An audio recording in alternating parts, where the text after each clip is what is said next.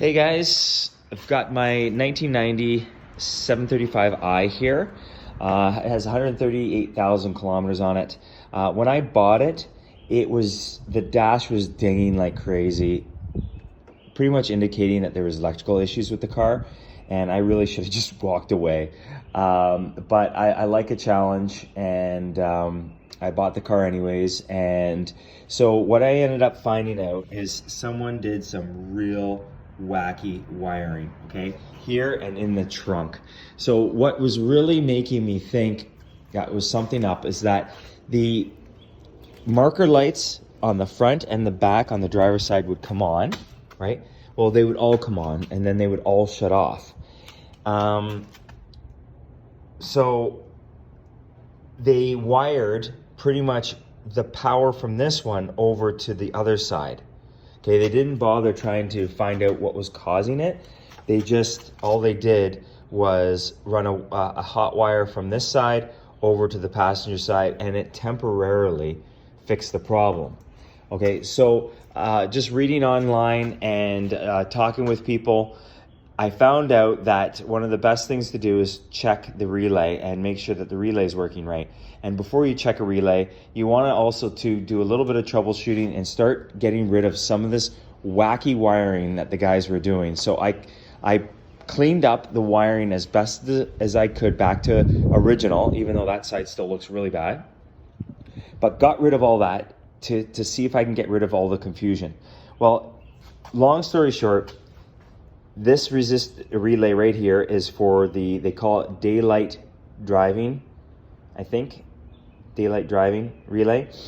And when I started wiggling it, I would hear it click, click, click, click, click.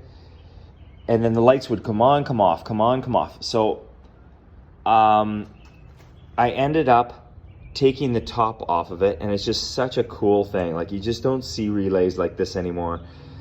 Anyways, the bottom relay was activating, but the top one wasn't. So the bottom one was for the driver's side, from what I could gather, and the top one was for the passenger side. So when I had it plugged in and I forced these contacts over with a toothpick, boom, the passenger lights came on, and I was so happy with that.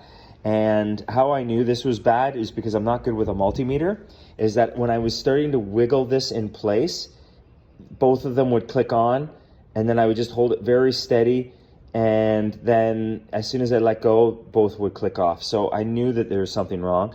And I know you can't really see it, it's hard because I'm holding the phone here, but there's a bit of movement between the circuit board and the base here, plus there's some insulation that has gone missing. So it's an indication that this relay is bad. And yes, I get it, you can get a multimeter and put it on here and be able to test it, but I'm really not good at that. So I gotta go really super old school with this. I called up the BMW dealership. They wanted $275 or something ridiculous because they would have to ship it in from Germany for this relay. I couldn't, there's no way. Mostly too because I wasn't 100% sure what was going on. So I got a hold of a BMW scrap dealer here in Milton, Ontario, Canada, and the guy was nice enough to sell me this for 20 bucks. And I ran right out, popped it in, and everything works like a charm again, and no issues. So one of the other things that I thought was really odd was all the scarring on the teeth here. I've never seen that in a relay. It's almost like it's been pulled out and pushed back in, pulled out and pushed back in multiple times.